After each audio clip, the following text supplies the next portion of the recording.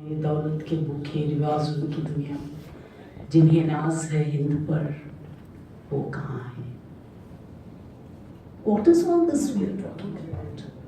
Let's get to two basic questions. One, are we assuming development means superimposing Manhattan at Hyderabad? And while doing so, do we wish away trees, plants, reptiles, birds? Are we even remotely suggesting, anyway, the reptiles are nearer home, the creepy ones are somewhere else? So there's some kind of a ecological balance that we have. We have politicians flying from party to party, so birds are taken care of. We have venomous reptiles growing across the city, so snakes are taken care of. We have vertical growing people branching out, unbelievably blossoming, so trees are taken care of. So why do we need KBR Park?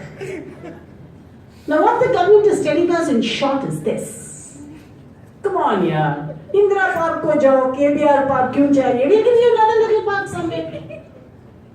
Please understand, this is the story. Now we can debate till the cows come home as to whether trees that are promised to be planted are being planted. Mr. Gopal made a very, very important statement in the course of his presentation. He concluded saying that it is our responsibility to leave behind at least what we have inherited. Let's leave to our next generation a good Hyderabad. He's talking about a cemented Hyderabad or a good Hyderabad is the crucial question. Let us understand that growth, development, is not a vertical. People time and again across the world, across political beliefs, across geographical lines, have repeatedly said that we have messed up and messed up royally with the earth. I don't think there's a debate any longer. Speaking for myself, as a kid, that was many, many years ago, almost half a century ago, I believe that the maximum temperature in Hyderabad in summer hovered in the mid-30s or even less than that. I'm sure Professor Purushottam Reddy will vouchsafe for this. There's another lady there who we all know will vouchsafe for it. Today, 48, 49. Summer starts in March, threatens to continue till July. I read in the newspapers that it rained when the power goes off in my house in a city which has been promised 24 hours power supply. Right? Now, I know there are cynical heads that shake because we conceptually differ in what we believe is development. Socrates said, when you speak, define your terms.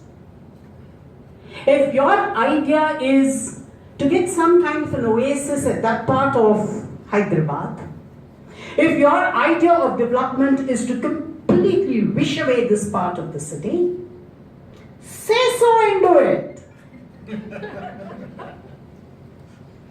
I don't think we need a double speak. After all, you have 2/3 and more majority on the floor of the house. You don't know how much more you'll end up with at the rate at which we are going. So there's no worry there either. As long as we continue to believe that in the battle between environment and development is far more compelling than environment, we are doomed.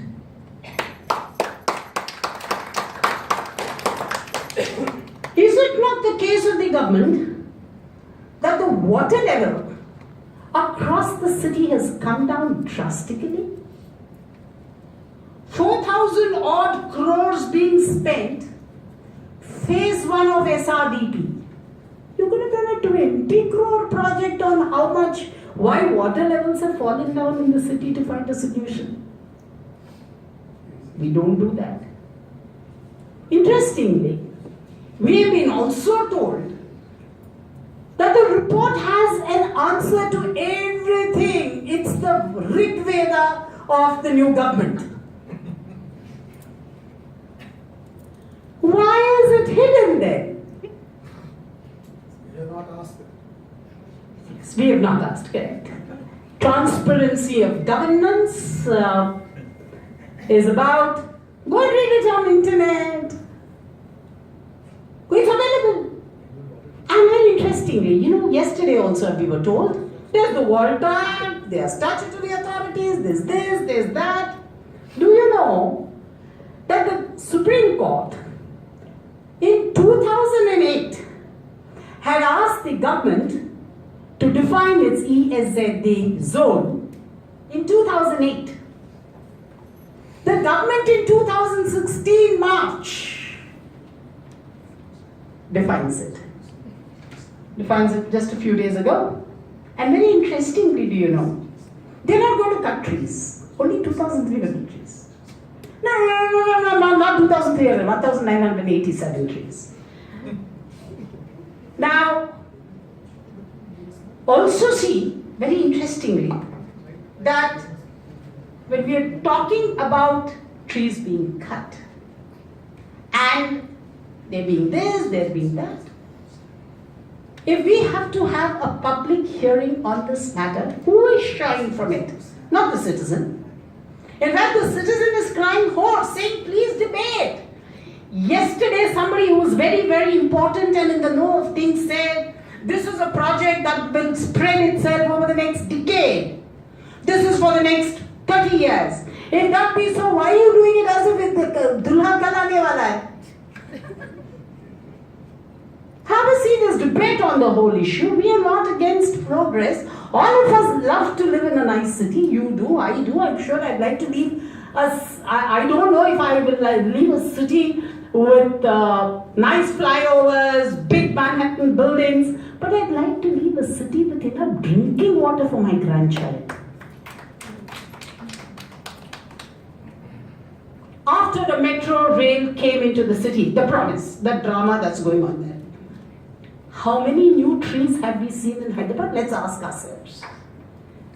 Let's ask ourselves, in the last 30 years, have you seen a single real big tree that has grown in Hyderabad which was not there 20 years ago? No. There is something seriously wrong with this city then. Don't think of tomorrow. Please, at least maintain the standards of yesterday. That will be good enough, is the cry that we all very anguished people are doing. It is the cry of the anguished versus the muscle of the developers. As long as development is a realtor function, we will continue to have rising temperature. We will continue to not have drinking water. We will continue to say, drought farmers died, we'll give them 3 lakhs, we'll give them 5 lakhs. But we'll cut trees, we'll bring new trees. Very interestingly, somebody from India yesterday was throwing up some question on WhatsApp. And I think I'll leave you with this question. Wonderful Harita program of some lakhs of trees. Where are we going to plant them? On rooftops? Trees on rooftops instead of in a forest. That seems to be the answer. Not on and on flyovers, yes. Right? And it seems what we're now saying is develop Hyderabad into a swanky, nice city. Forget the lumpen elements, it's so easy to forget all of them. Wish them away. We'll give you nice buildings. Maybe we won't give you water and rain. Thank you.